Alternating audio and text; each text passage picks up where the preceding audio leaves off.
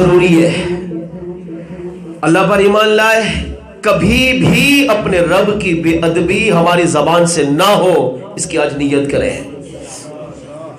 ہم سابقہ سارے انبیاء پر ایمان لائے، آدم علیہ السلام سے لے کر میرے آقا تک سارے انبیاء پر حق، کبھی بھی زندگی میں اپنی زبان سے کسی بھی ایک نبی کی توہین نہیں ہونے پائے، یہ عقیدہ ہے۔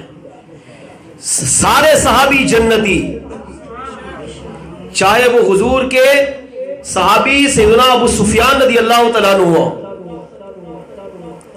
یا آپ کے چچا امیر حمزہ رضی اللہ تعالیٰ عنہ کے دل کو چیر کر، جسم کو چیر کر جسم کے ٹکڑے کرنے والا جو وہ صحابی تھا حضرت وحشی رضی اللہ تعالیٰ عنہ، چاہے ان کی ذات مبارکہ ہو، چاہے امیر حمزہ رضی اللہ تعالیٰ عنہ کے اس دل کو اپنے منہ میں رکھ کر چبانے والی صحابیہ رسول حضرت سیدنا ہندہ رضی اللہ تعالیٰ عنہ کی ذات مبارکہ ہو، اور چاہے حضور کے صحابہ میں سیدنا امیر معاویہ رضی اللہ تعالیٰ عنہ کی ذات مبارکہ ہو۔ یہ بات یاد رکھیے گا، ہر صحابی دیکھیں جو بھی گناہ ہوئے نا صحابہ سے، وہ کہاں ہوئے؟ حالت کفر میں۔ اب ہندہ نے جیسے امیر حمزہ رضی اللہ عنہ کا کلیجہ چبایا، کس حالت میں تھی؟ کفر میں۔ ابو سفیان نے ساری زندگی حضور کو تکلیفیں دی، مگر حالت کون سی تھی؟ کفر کی۔ حضرت وحشی رضی اللہ تعالیٰ عنہ حبشی تھا، امیر حمزہ رضی اللہ عنہ کو شہید کرنے کے بعد آپ کے جسم کو چیرا، جسم کو کاٹا، کتنی بڑی تکلیف ہے، دل کو نکالا، دل کو چیرا، پھر ہندہ کے پاس جا کر دل پیش کیا اور اس نے سونے سے اس کو تولا۔ بہت بڑا گناہ ہے، بہت بڑا جرم ہے، اتنا بڑا جرم ہے کہ اس کی تکلیف میرے آقا کو ساری زندگی رہی، یہاں تک کہ وحشی رضی اللہ عنہ صحابی رسول تھے، مگر جب ایمان لے آئے صحابی رسول بن گئے، تو میرے آقا نے ارشاد فرمایا، وحشی اسلام ایک ایسا دین ہے، اسلام ایک ایسا مذہب ہے، تو نے جرم تو بڑے بڑے کیے ہیں، مگر یہ اسلام کی خاصیت ہے کہ انسان بڑے بڑے کفر کر کے، بڑے بڑے جرم کر کے جب ایمان لاتا ہے نا، تو ایمان کی خاصیت یہ ہے کہ اس کے سارے جرم معاف کر دیتا ہے۔ فرمایا تیرے سارے گناہ تو معاف ہو گئے، تیری خطائیں ساری معاف ہو گئی، تو گناہوں سے بالکل پاک صاف ہو گیا، اب تیرے نامہ اعمال میں کوئی گناہ نہیں، مگر سن تو نے جو عمل کیا ہے نا، میرے چچا کا کلیجہ چیرا، اس کے جسم کو چیرا، اس سے مجھے بڑی تکلیف ہوئی، لہذا تو میرے سامنے نہ آیا کر۔ اب یہ حضور نے ایک نفرت کے لحاظ سے نہیں کہا، فرمایا میں تمہیں دیکھتا ہوں، تو میرے سامنے آتا ہے، میں تیرے چہرے کو دیکھتا ہوں تو مجھے اپنے چچا کا کٹا ہوا لاشا یاد آتا ہے۔ تو حضرت وحشی رضی اللہ تعالیٰ عنہ مدینے کو چھوڑ کر چلے گئے۔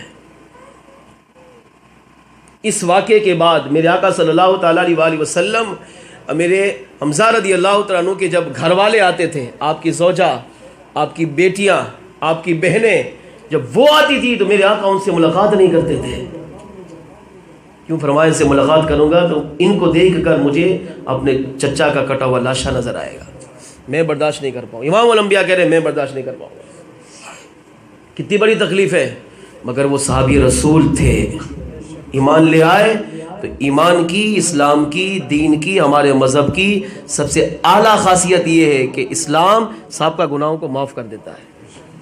کفر کیا ہو، شرک کیا ہو، بت پرستی کی ہو، بڑے بڑے جرم کیا ہو، ساری زندگی قتل کیا ہو، ساری زندگی زنا میں گزاری ہو، ساری زندگی شرابیں پی ہو، ایمان کی خاصیت ہے ایک دفعہ ایمان لا، ساری زندگی گناہوں سے پاک ہو گئی۔ اب سارے صحابہ قطعی جنتی، یہ میرا موضوع نہیں ہے، ہر صحابی نبی جنتی جنتی،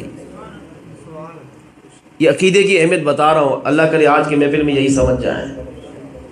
اب یہ ہمارے ابراہیم صاحب سنی تھے، عشق رسول تھے، ٹھیک ہے عمل میں کوتاہی تھی مگر عقیدہ اچھا تھا۔ اب اس صحابی نے ساری زندگی ایک عمل کیا، کیا تھا؟ جہاد پہ پیرا دیا۔ تو میرے آقا نے ساری زندگی نہ نماز، نہ روزہ، نہ حج، نہ زکوٰۃ، نہ صدقہ خیرات، کوئی عمل نہیں تھا۔ تبھی تو فاروق اعظم نے کہا یا رسول اللہ کبھی ہم نے اس کو نیک عمل کرتے دیکھا ہی نہیں، اب یہ مسلمان ہے نہیں کیسے پتہ چلے گا، جنازہ کیسے پڑھیں؟ لیکن جب دوسرے صحابی نے کہا نہیں یا رسول اللہ یہ مومن تھا، ہم نے کبھی بھی اس کو کسی کی بے ادبی کرتے نہیں دیکھا، یعنی یہ بے ادب گستاخ نہیں تھا، تو حضور نے اس کے ایک عمل کی وجہ سے نہیں، اس کا عقیدہ اچھا تھا، اس اچھے عقیدے کی وجہ سے میرے آقا نے اس کی نماز جنازہ پڑھا کر اسے اپنے مبارک ہاتھوں سے قبر میں بھی اتارا، اس کے لیے بخشش کی دعا بھی کروائی، اس کی قبر کو جنت کا باغ بھی بنوایا۔ تو 1,24,000 کا مبیشیہ، 1,44,000 کا مبیشیہ، 1,30,000 کا مبیشیہ، جو بھی روایت لے لیں، ہر صحابی جنتی ہے۔ پورا قرآن پاک صحابہ کے جنتی ہونے پر بھرا ہوا ہے۔